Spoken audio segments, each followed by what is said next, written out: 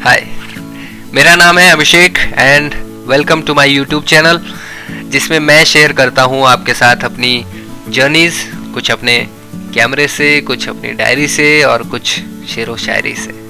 और अभी चल रही है उत्तर भारत में उत्तराखंड की सीरीज़।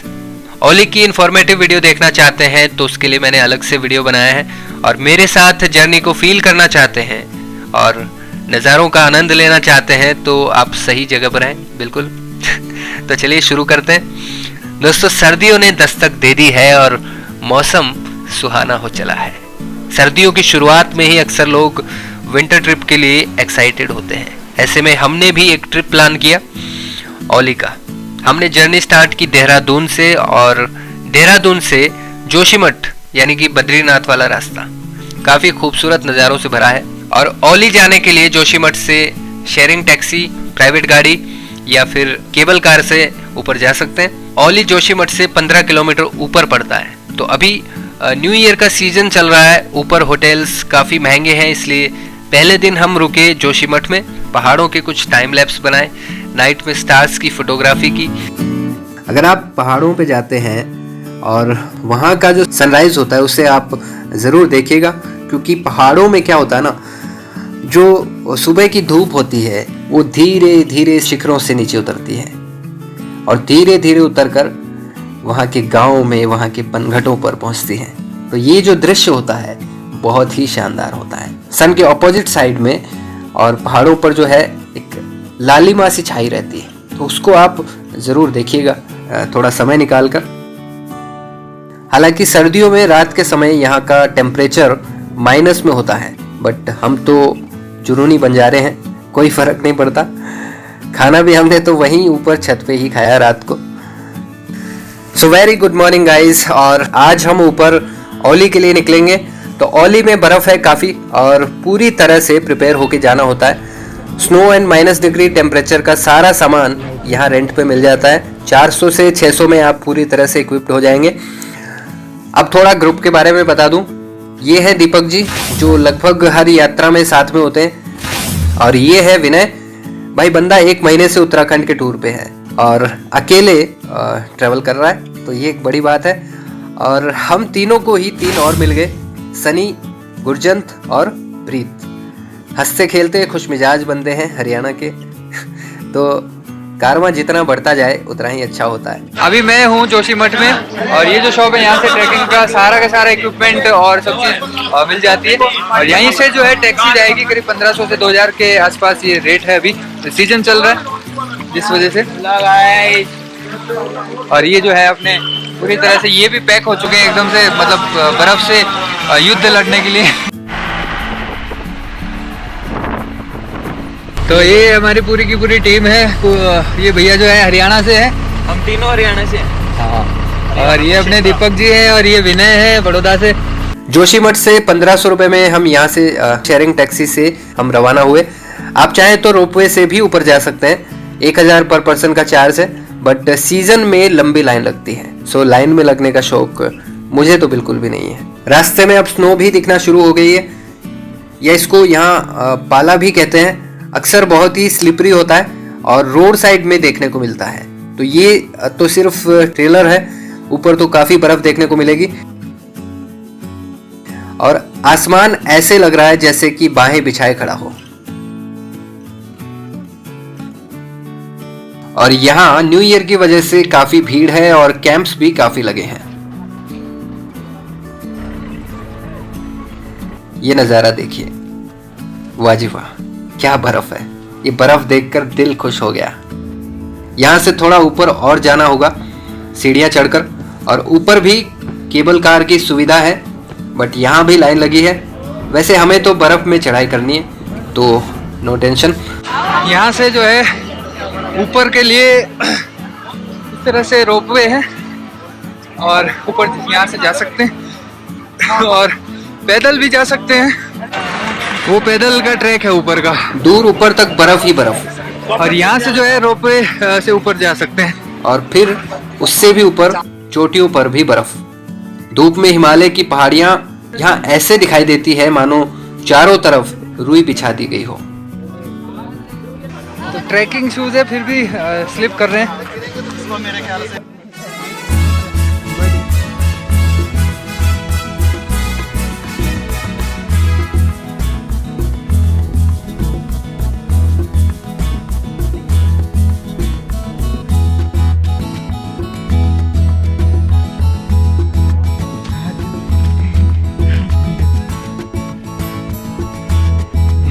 ये जो घर बना रहे हैं स्वर्ग में आगे, स्वर्ग में, स्वर्ग में, स्वर्ग प्रो स्वर्ग प्रो मैक्स 100 ना 512 जीबी।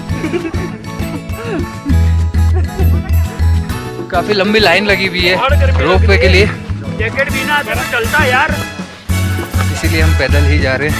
तो हिमालय के एकदम से नज़दीक होने के कारण यहाँ पर जो है काफ़ी बर्फ़ पड़ती है और बर्फ़ के लिए ही यहाँ पर अधिकतर पर्यटक आते हैं।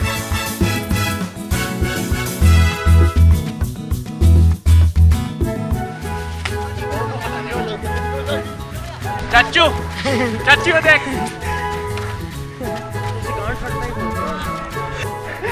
ओए अपना ट्रैकिंग वाला शूज से तो कोई प्रॉब्लम नहीं है। ये जो ना साइड से कैसा एंगल है ना, हो गया ओ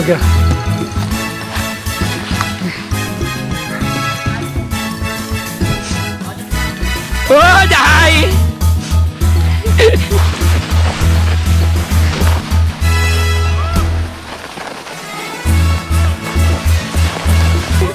हो गया।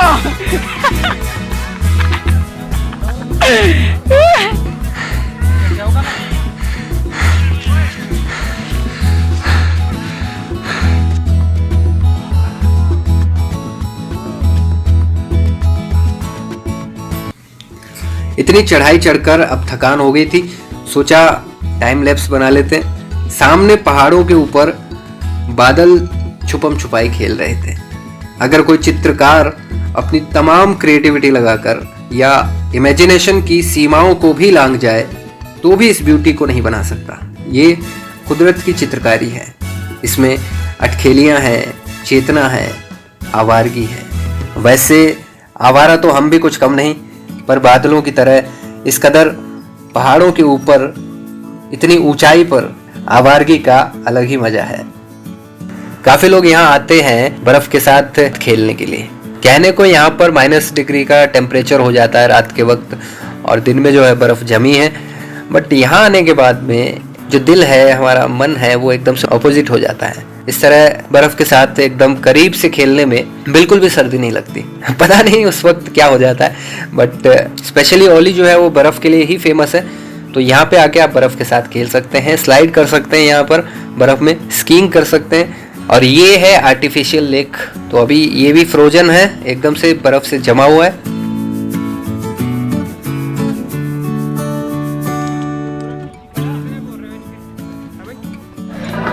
तो आप ये बैक साइड में देख सकते हैं, ये है वो आर्टिफिशियल लेक। अभी इसमें जो है पानी एकदम से जमा हुआ है।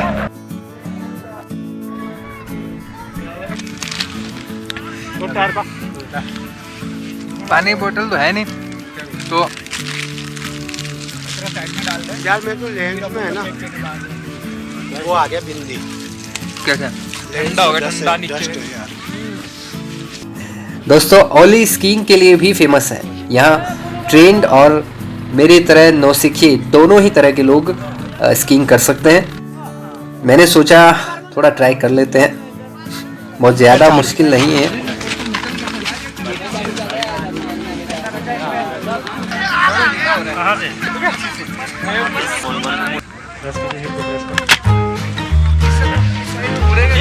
अपना मुड़ेगा लीड करना है।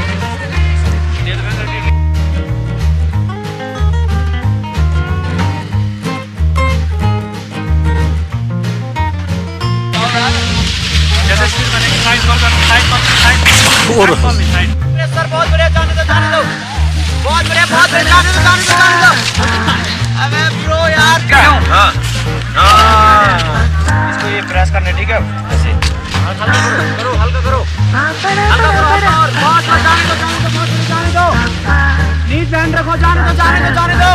आगे को झुको।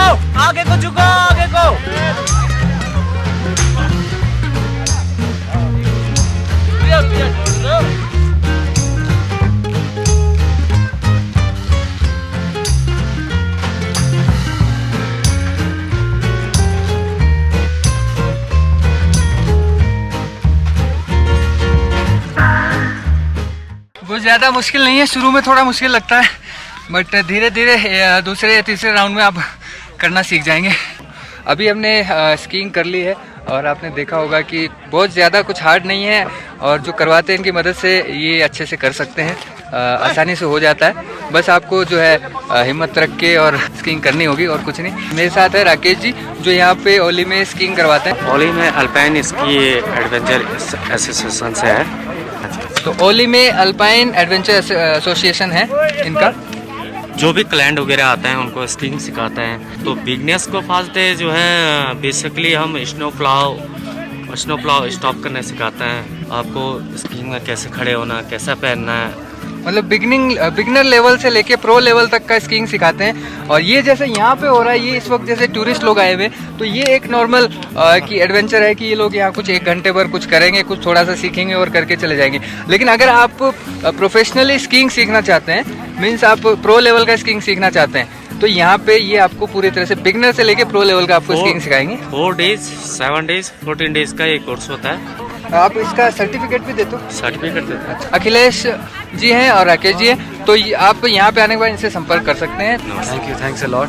नमस्कार और हार्दिक शुभकामनाएं आप लोगों को ओली में आने की। दोस्तों यहाँ से एक ट्रैक भी जाता है जिसको गोरसे बुग्याल कहते हैं। करीब 4 से 5 किलोमीटर का ट्रैक है।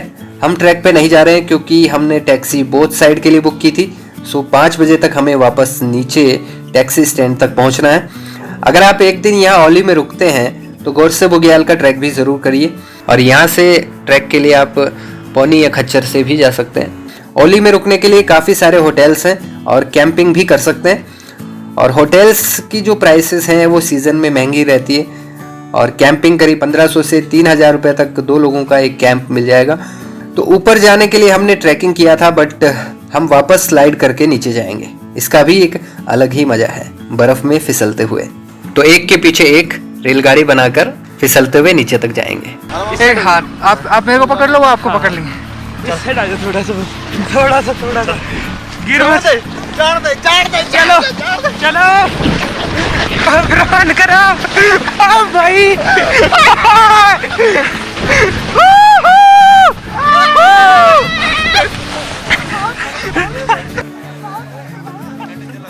जी ये ट्यूब राइडिंग है, ठीक है। तो यहाँ पे जो है ये ट्यूब राइडिंग भी होती है, ये रस्सी भी बंधी है और ट्यूब राइडिंग है। तो ये एक छोटा सा मंदिर है इधर।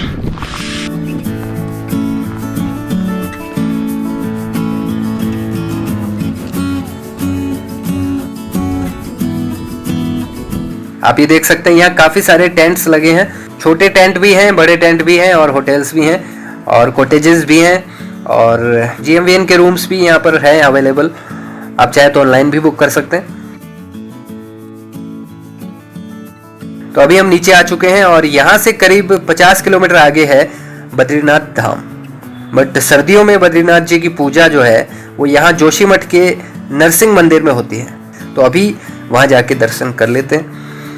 मेन मार्केट से 2 किलोमीटर अंदर नीचे की साइड सीढ़ियों से उतरकर नरसिंह मंदिर जा सकते हैं। ये मंदिर भगवान विष्णु के अवतार भगवान नरसिंह का है, जो पंचबद्री यानी कि श्री बद्रीनाथ, श्री आदि बद्री, श्री वृद्ध बद्री, श्री भविष्य बद्री, श्री योगध्यान बद्री, श्री नरसिंह बद्री इनमें से एक है, जिसे नरसिम्हा बद्री भी कहा जाता है। जब सर्दियों में मुख्य बद्रीनाथ मंदिर बंद हो जाता है तो बद्रीनाथ के पुजारी नरसिंह मंदिर में चले जाते हैं और यहाँ बद्रीनाथ जी की पूजा जारी रखते हैं। उस वक्त बद्रीनाथ जी की गद्दी यहाँ विराजित होती है। और यहाँ कई और भी मंदिर हैं जिनमें गरुड़ मंदिर है, नवदुर्गा मंदिर है और भी कुछ मंदिर है। तो आप यहाँ भी ज़रूर आइए। और यहाँ से जो है जोशीमठ से करीब 22 से 23 किलोमीटर आगे है गोविंद घाट। तो वहाँ भी एक फेमस जगह है जिसको बोलते हैं वैली ऑफ फ्लावर्स, फूलों की घाटी। तो वहाँ भी एक ट्रैक है। तो आप यहाँ आते हैं, अगर आपके पास टाइम है तो आप वहाँ भी जा सकते हैं। हम फिर कभी जाएंगे तो उसका भी एक वीडियो आएगा। तो दोस्तों ये थी जोशीमठ और ओली की जर्नी। मिलते हैं अगले वीडियो में ऐसी किसी नई जर्नी पे। तो तब तक के लिए गुड बाय, टेक केयर।